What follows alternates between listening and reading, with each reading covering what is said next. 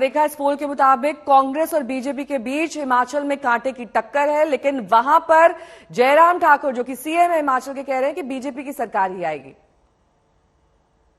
हिमाचल में बारी भी हमारी थी, लेकिन हमारे लोगों ने बड़े एकजुट होकर के काम किया और भाजपा में बड़ा झगड़ा था जो पहले कभी कांग्रेस में होता था। और फिर दूसरी बात यह है कि हिमाचल के साथ भाजपा ने बड़ा बुरा किया। वहां सबसे ज्यादा बेरोजगारी, उस पर जो है ये अग्निवीर योजना लागू हुई, उससे जो है हिमाचली सेंटिमेंट पर बड़ी भारी चोट पहुंची। एक्स सर्विसमैन जो बीजेपी के साथ खड़ा था पहले, वो लौट करके कांग्रेस के साथ आया। और कई और फैक्टर भी काम किए। वीरभद्र सिंह जी के साथ लोगों की एक सेंटिमेंटल वो थी, अटैचमेंट था, उसने भी कांग्रेस की अपर हिमाचल में बड़ी भारी मदद की।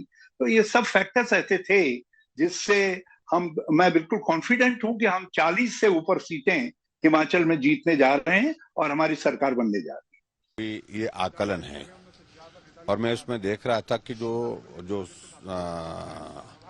जो सैंपल साइज भी मैं देख रहा था कि वो बहुत ज्यादा नहीं है।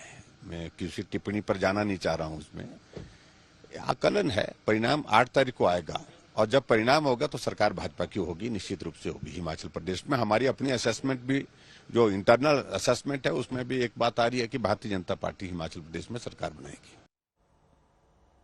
मेरे सहयोगी सत्येंद्र चौहान इस वक्त तमाम जानकारी के साथ सीधे शिमला से जुड़ गए हैं। सत्येंद्र, देखिए यहां पर जयराम ठाकुर कह रहे हैं कि कुछ इंटरनल चीजें हैं जो हमने भांपी हैं, जिनको हमने समझा है, जिससे ये पूरा कॉन्फिडेंस, उन्हें आत्मविश्वास है कि हिमाचल में तो बीजेपी की सरकार बन रही है। ये कौन से फैक्टर्स हैं जो ये आत्मविश्वास दे रहे हैं बीजेपी को? ये वो वही बागी विधायक हैं जो चले गए थे या फिर कुछ और? नेहा, देखिए, अगर हिमाचल की बात करें तो कांग्रेस कह रही है राज बदलेगा और भाजपा कह रही है रिवाज बदलेगा। मतलब रिवाज ये है कि हर 5 साल बाद यहां सरकार बदलती है, लेकिन अब की बार पहली बार भाजपा ने नारा दिया कि रिवाज बदलेगा। जयराम ठाकुर को आपने सुना, जयराम ठाकुर कह रहे हैं कि हमने इंटरनल असेसमेंट की है।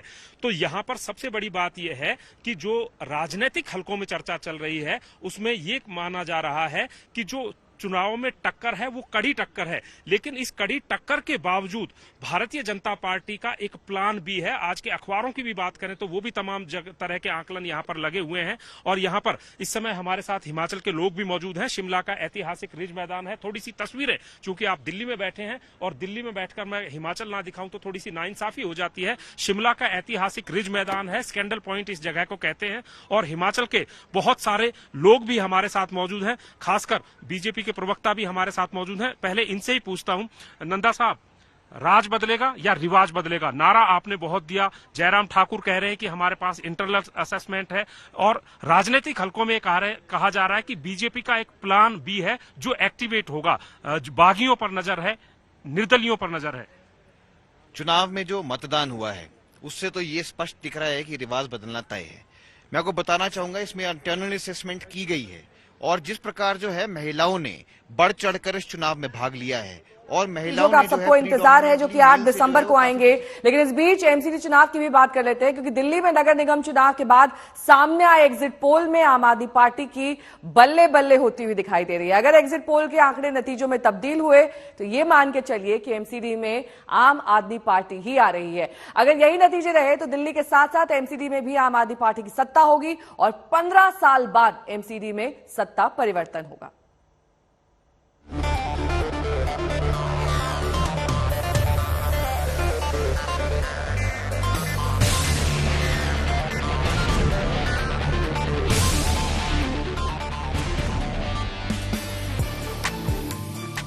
एमसीडी के चुनाव में क्या दिल्ली वालों ने अपना दिल आम आदमी पार्टी को दे दिया है?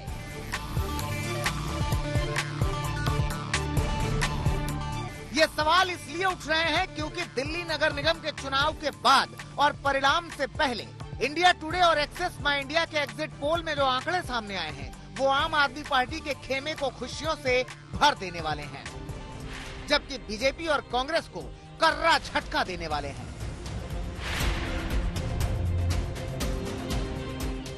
इंडिया टुडे एक्सेस माई इंडिया ने नगर निगम के 250 वार्ड पर 34,505 सैंपल साइज का सर्वे किया। इस सर्वे के आंकड़े चौंकाने वाले हैं। एग्जिट पोल के मुताबिक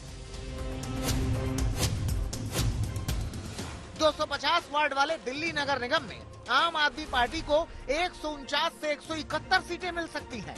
बीजेपी को 69 से 91 सीटों पर संतोष करना पड़ सकता है। कांग्रेस तो मानो पाताल में चली गई है। सिर्फ 3 से 7 सीटें ही उसे मिल सकती हैं और अन्य के खाते में 5 से 9 सीटें जा सकती हैं। यानी आम आदमी पार्टी को पूर्ण बहुमत मिलता दिख रहा है। ऐसा 15 साल बाद होगा जब एमसीडी से बीजेपी का शासन हटेगा। बीजेपी के लिए ये किसी झटके से कम नहीं। सुनिए बीजेपी के नेता एग्जिट पोल पर क्या कह रहे हैं। मुझे लगता है आशा के साथ ही हमने इस चुनाव को लड़ा है, लेकिन हाँ, जो आपके आंकड़े आ रहे हैं, यदि ये सही निकले तो ये वाकई हमारे लिए चिंता का एक विषय होगा। इसको हम ठुकरा नहीं सकते, लेकिन अभी भी मैं इनको स्वीकारूंगा नहीं। I am waiting for the final result कि आप जो कितना टोटल दे रहे हैं, क्योंकि अगर Congress party second part Congress party का बिल्कुल जीरो इफेक्ट है इस इलेक्शन में, तो डायरेक्ट कॉन्टेस्ट हो गया आम आदमी पार्टी बीजेपी के बीच।